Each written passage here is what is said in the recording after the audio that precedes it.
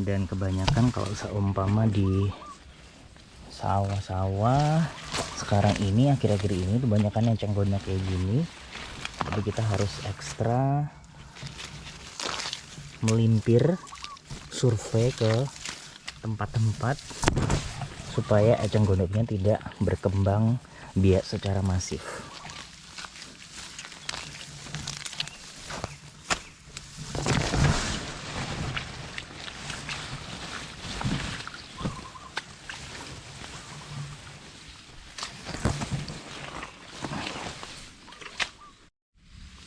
Nah ini kan di bagian eceng gondoknya itu kalau sama satu aja yang dewasa, terus dia akan berbuah kayak gini, terus buahnya itu akan jatuh dan makin banyak bibit-bibit baru, eceng gondok baru yang tumbuh di area tersebut. Karena satu batang saja dewasa itu bisa menghasilkan puluhan eceng gondok baru.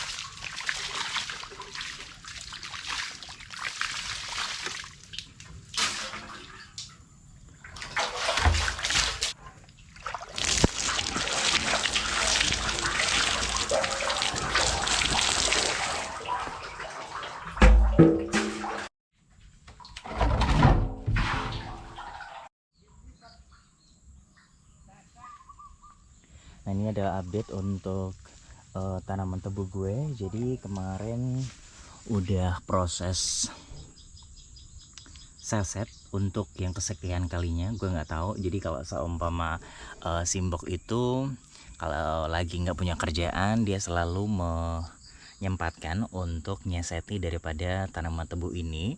Terus kalau seumpama udah selesai, dia akan berpindah ke tempat lain.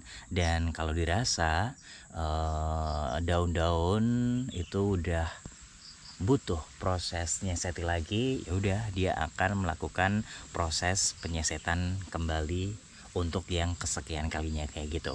Dan kalau sama teman-teman bisa ngelihat area di bawah daripada tebu ini itu rumputnya nggak terlalu ini ya, nggak terlalu tumbuh terlalu lebat gitu kan ya, cuma sedikit-sedikit aja. Dan ini proses daripada penyemprotan untuk gulmanya itu baru 1 kali doang, karena gue memang nggak terlalu suka gitu kan ya dengan proses penyemprotan gulma.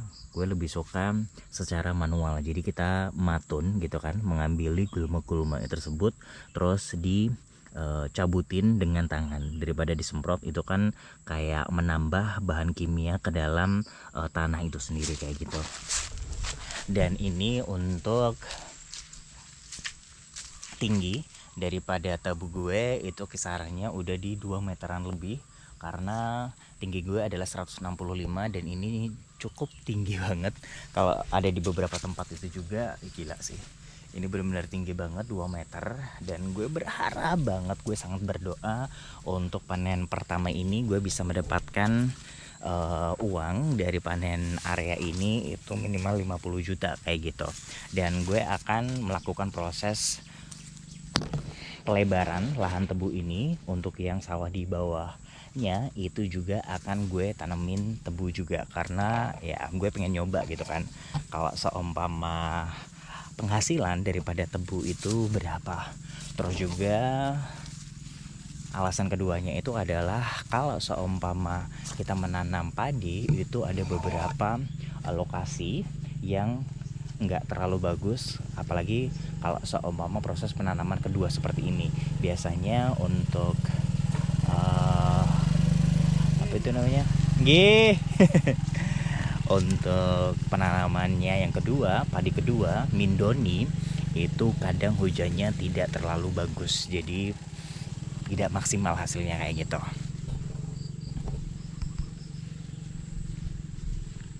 Nah, kalau semua teman-teman bisa lihat, biasanya untuk anakannya itu ada yang besar seperti ini. Ini bisa jadi tebu, atau juga yang kayak gini, ini bisa jadi tebu. Sedangkan yang kecil seperti ini tidak bisa jadi tebu untuk dipanen. Ini biasanya harus dibuang. Seperti ini, harus dibuang. Nah, di sini ini kan kecil semuanya kayak gini, ini harus dibuang. Dan ini memang kalau seumpama karakter daripada batang bibitnya itu sendiri, kalau dia mengeluarkan batang tebu seperti ini juga akan mengeluarkan terus-terusan. Ini kan habis dipotong bekasnya, ini habis dipotong, muncul lagi juga dengan tipe yang sama, jadi dia nggak berubah kayak gitu. Jadi sebenarnya kita harus melakukan proses kayak digali, dipotong gitu untuk area sini.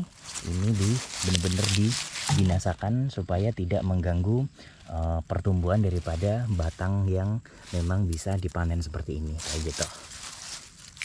Gue hari ini nggak bawa sabit, jadi proses manual kayak gini. Ini biasa, bisa dijabut teman-teman, alhamdulillah. Dan ini biasanya kalau sama orang-orang itu waktu proses pengambilan ini dikasih makan sapi gitu,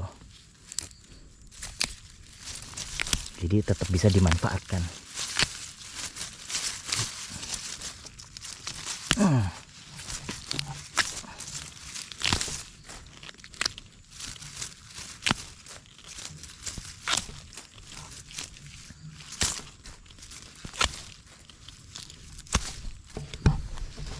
Dan gue ngerasa bahwa di tahun 2024 nanti gue udah punya satu lahan lagi, satu lahan area atau tanah yang gue bisa beli dari hasil panen tebu ini. Gue berharap banget itu bisa terlaksana gitu kan ya, karena banyak banget tumbuhan-tumbuhan atau juga tanaman-tanaman yang ingin gue tanam di area baru tersebut, karena gue udah kesusahan banget menanam seperti buah-buahan atau juga pohon yang lainnya, karena gue suka banget tanaman. Terus lahan gue itu udah sempit banget, sudah nggak ada tempat yang bisa diselipin tanaman lagi. Apalagi kalau seumpama untuk yang di area belakang rumah itu udah gue tanamin mangga, terus juga ada bambu manis, terus ada juga kemarin itu jambu air, jeruk, kelengkeng. Dan itu areanya itu sudah tidak memungkinkan lagi untuk ditambahin. Jadi gue berharap di tahun 2024, yaitu 1 tahun ke depan, gue udah bisa membeli lahan baru untuk bisa gue tanamin. Amin ya, doa teman-teman. Dan gue juga lagi ada proses panen daripada pohon jati. Ini kakak gue sih sebenarnya, tapi ini area lahan gue. Terus kakak gue beberapa tahun yang lalu, entah berapa tahun, mungkin sekitar 10 tahunan kali ya, dia nanam bibit gitu. Ini searea gitu, melingkar di semua gitu kan, melingkar di area lahan. Terus sekarang ini dia proses panen karena dia mau bikin rumah. Jadi ini adalah pohon-pohon jati yang dia tanam, terus ini dikeretin dulu gitu, jadi biar mati. Terus nextnya mungkin sekitar 1 bulanan gitu kan, untuk pohon jatinya itu kan udah mati, baru ditebang. Ini ada sekitar 20-an gitu yang akan ditebang. Tapi memang kalau sama para petani itu biasanya mereka punya tabungan pohon jati itu melingkar di antara lahannya itu. Dan memang kalau seumpama mau bangun rumah, dia akan ditebang untuk bahan rumah itu sendiri. Jadi mereka punya tabungan, ya pohon jati itu bukan uang. Nah ini teman-teman, kalau sama di tetangga gue itu, ini gede banget sih pohonnya ini. Ini diameternya paling sekitar 45 sampai dengan 60 cm kayak gitu. Dan tingginya ini bisa dipakai itu sampai dengan area sini. Ini sekitar 3 meteran. Ini bisa buat papan. Daripada bikin tembok, terus kalau sama mau dibongkar itu nggak bisa dibawa ke lokasi yang baru. Kalau seumpama dari bahan seperti ini, pohon, itu bisa dimanfaatkan atau juga bisa di recycle, reuse kayak gitu.